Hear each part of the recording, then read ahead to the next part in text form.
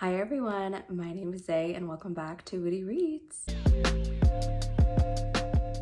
For today's video, I'm going to be talking about my August reads. I had a decent reading month. I read about 10 books, some pretty good books. I think I had like 4 or so 5-star reads. I'm listening to a lot of audiobooks these days. It's pretty much how I'm getting majority of my reading done, which is fine. And yeah, overall, it was a pretty good reading month. So let's just get right into these books. So the first book is Glimmers of You by Catherine Cowles. This is the 3rd book in her Lost and Found series. So in this book, following Gray and Caden, we start out with them as teenagers. Ro is best friends with her brother, but he's also friends with her. But something happens to where causes him to kind of pull back from Gray, very devastated by this. And basically she's harboring a lot of feelings, resentment kind of towards him. So we jump into the present day, years have passed, and now Caden is back in town on some family business. And these two end up fake dating because there's this guy that's kind of creeping Gray out, making her uncomfortable, and fake date. And also Caden gets some kind of benefit from this fake dating as well. So these two try their hardest to like fight their feelings. Gray is, still kind of hurt by how he pulled back when they were younger. And then Caden, he's gone through a lot in his life. Cannot deny their undeniable chemistry and their feelings that they have for. I love seeing Gray and Caden try to fight their feelings. That just created some good angst and tension. This is not necessarily a second chance romance, but they definitely had something. Something could have happened and almost happened between them in the past. So, it's kind of like reopening this kind of connection that they once had. Catherine Cowles is so good at romantic suspense in her stories. I just think she balances them both out perfectly. She always tries to create some kind of forced proximity, so we get a ton of interactions between our main characters, which just builds up the angst and builds up the tension that I love so much in her books. And I will have to say the romantic suspense element in this book was pretty well done. I didn't really see it coming. I didn't really guess what was happening. I was just so invested in Gray and Caden. So I'm very excited for the next book in the series. So far, every book in this series has been really good for me. I gave this 4 stars, a really good solid 4-star read. I think that I always know what to expect from Catherine, and she truly never disappoints. So now I'm going to talk about an author that was a new to me author, If Only for the Summer by Alexandra Warren. So this is a summer read, vacation kind of book. This is a single parent romance, forced proximity, all my favorite things, especially single dad, single parent. Yes. So we're following Nova and Guy. These two meet in the airport and they actually don't know it yet, but they have mutual friends and both of their friends have invited them to come out and stay with them for the summer. So at the time, Nova's in this kind of situation because she has been in this on and off again situationship with with this guy. We're not gonna call him a boyfriend, he's a jerk. She is single, but she's, still in this situation with this other guy.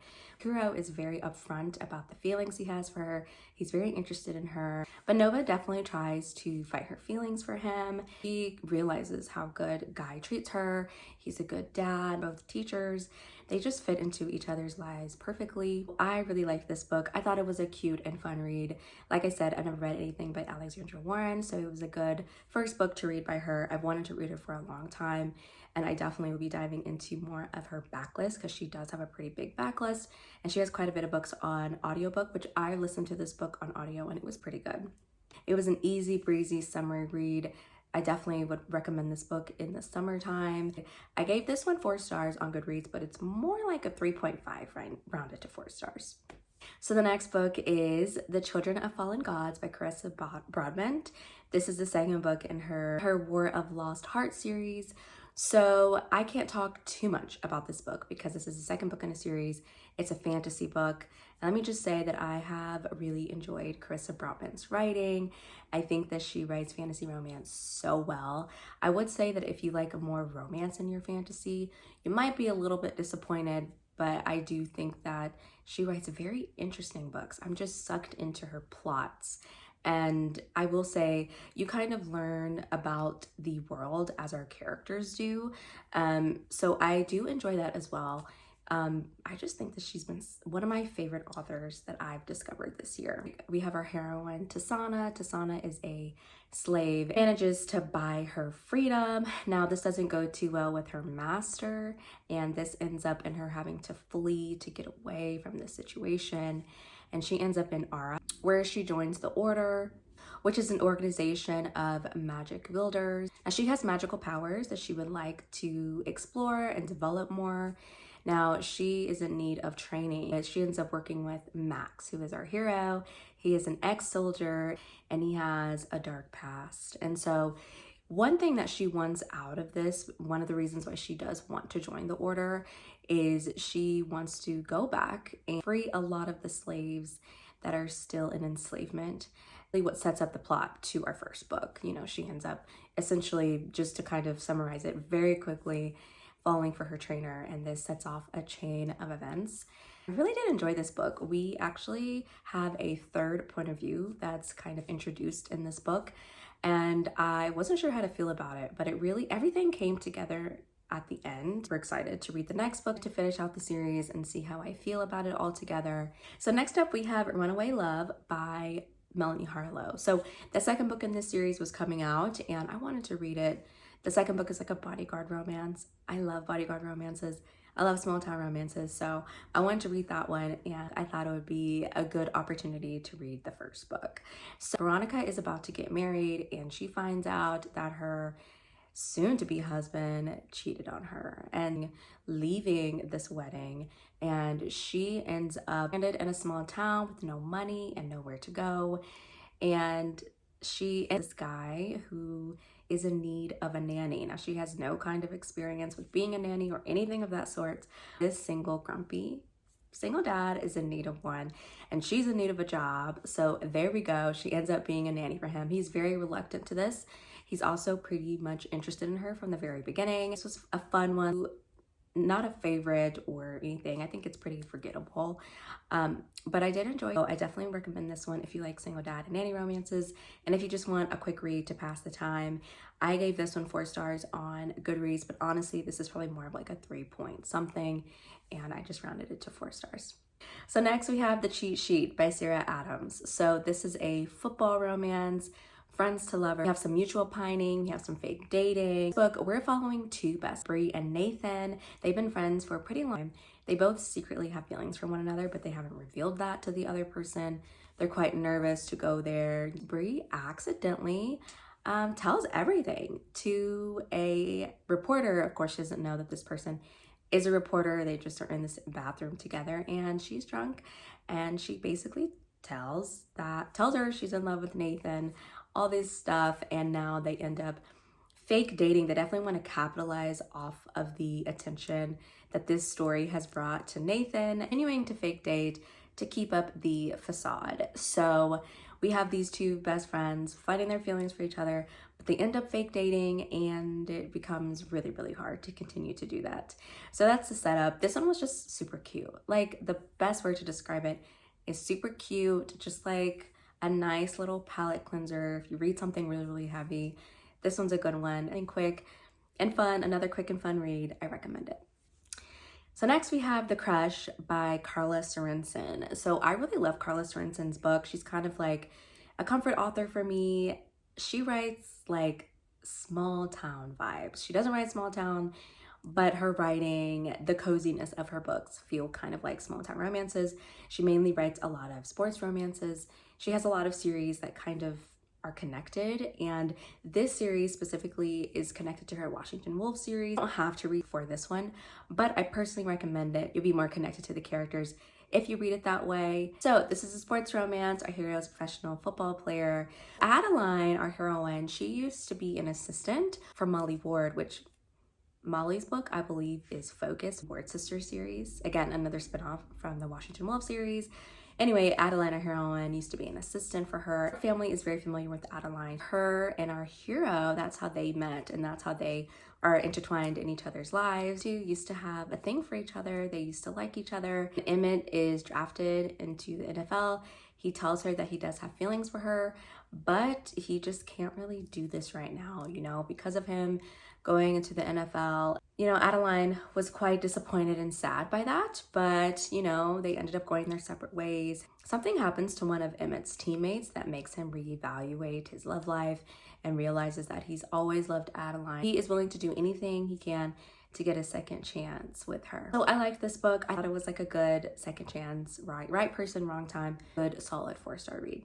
We're moving into my favorites of the month. Next, we have Done and Dusted by Lila Sage. So this book is a debut book. It's a cowboy romance, small town romance, brother's best friend, all the things that are super popular right now. I really enjoyed this. I thought this was such a good debut romance. So after experiencing an accident, our heroine, and also going through a breakup, our heroine returns home. When she returns, she's surprised to find Luke.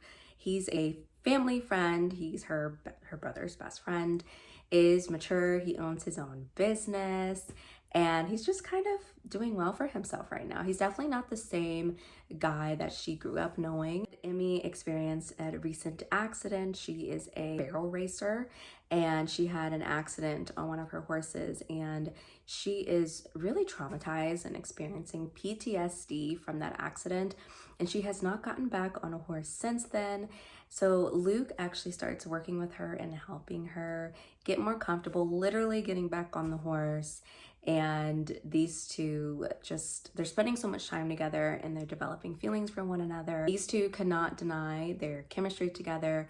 They're like magnets. They really just connected so much, and I really love this. It was just such a feel-good, sweet romance. Luke is like top book boyfriend material. This was just a spicy good time. I'm excited for more books in the series and excited to see what Lila Sage does next. Next, we have Bittersweet Heart by Helena Hunt. So I read the first book, which I think is Little Lies, like months ago, and I liked it. I didn't really love it. Ended up absolutely loving this book. This was so angsty, spicy, just so good. Everything that I wanted in a romance. This is a new adult hockey romance. We have an age gap, and we have student professor. In this book, we're following Maverick and Clover. Basically, they meet each other and they have a one-night stand. They have really strong connection and chemistry right away. Afterwards, they both go their separate ways and, you know, don't expect to really see each other again. Realize that he is a student in her class. They try to stay away from each other, but honestly, these two just really couldn't stay away. Now, both of these characters have quite a bit going on. You know, Maverick has a lot of trauma and things that he experienced in his life. Now, this book, you really could read it on its own, but I would recommend reading the first book so you would have some background on Maverick. Now, with Clover, she also has a lot of things going on because she's in the process of getting a divorce, but her ex is making it nearly impossible for her to do so. So this was a very emotional book. We get to see them spend a lot of time together, and I really just thought they had such a wonderful connection, and I am so excited to read the next book. I plan on reading that hopefully this month. Next book is Only for the Week by Natasha Bishop. Now, Natasha Bishop is also a new to me author. I've been wanting to read her for a while, and this is her newest release, so I definitely wanted to jump on it and make sure I read it. I read it at the perfect time, perfect summary read. It's a quick read. It's a pretty short read. It's not a novella length. It's longer than a novella. So in this book, we're following Janelle. Janelle is the maid of honor in her sister's wedding. Now, her sister is getting married to Janelle's ex, and she's completely fine with this. She's over it. She's moved on. She's happy for both of them. Now, they want to get married in Tulum, Mexico, but they invite their bridal party to come stay out there a week before the wedding so they can all relax, spend some time together, have a little vacation. So the friend group is all headed there, and we have Rome, who is the best man. Now, he has basically had a thing for Janelle since the moment they met, but because she was dating his friend, you know, he's respectively kept a distance from her for all this time. Something that he notices right away is how Janelle's sister is making it very hard for her to enjoy the trip. She is just showing how insecure that she is. Mom right away steps in and protects her and just shows her how she deserves to be treated. Janelle and Rome decide to spend a week together, you know, no strings attached, and then they'll go right back into their normal lives. But of course, feelings get involved and that just doesn't happen. I loved how Rome was so protective over Janelle. If you like Ryan Shea from The Right Move, you will love Rome. He is so protective, and Janelle really gives her all to her family, specifically her sister, and she just doesn't really get anything in return. And I liked how she finally saw somebody who was A, sticking up for her, but B, also wanting to take good care of her and support her as well. As short as this book was, it really did pack, you know, a good amount of plot. We had good story development, we had good character development, and I really loved this one a lot, and I will be reading a lot more from Natasha Bishop. This was a 5-star for me. So lastly, we have Maestro by Auden Dar. I believe I said that correctly. So I heard Cheyenne from That Tall Book Girl talk about this book. I also know Lizelle loves this one as well. So I was really excited to read this one. This one is very angsty, and that's all I need to know, and toxic. That I love. Those are my buzzwords. So I was excited to read this one. Following two characters, Aurelia and Chadwick, they meet when they're 13 years old at a music audition for LaGuardia High School, which is a world-renowned art school. Hit it off immediately. You know, this young friendship develops into this epic love story. This story spans many, many years. It's just angst central. It's toxic central. It is not for the faint of heart. Not everybody will like this book, but I think if you like A Love Letter to Whiskey, then I think you would possibly enjoy this one. It definitely gave me those vibes. I just felt that Aurelia and Chadwick were really soulmates, and man, did this author put me through the ringer with this book. I love an epic love story, and this one was just right up my alley. I like how these two were connected through their music. You know, Aurelia is basically Chadwick's muse, no matter where they were, what happened in their lives. Chadwick's music was like a love letter to Aurelia, and they just had such a beautiful love story. And it was heartbreaking, but it was really beautiful, and I enjoyed the journey. So that's it for my August reads. Overall, it was a pretty good month. I think I read a lot of cute, fun, quick reads, and that's always nice. But the 4 books that ended up being my favorites are definitely, some of these books will probably end up being on my favorites list of the year. So anyway, that's it for my August wrap up. Please let me know the books you read in August. If I need to add any to my TBR, have you read any of these? Let me know. But thank you all so much for watching, and I'll see you all in my next video.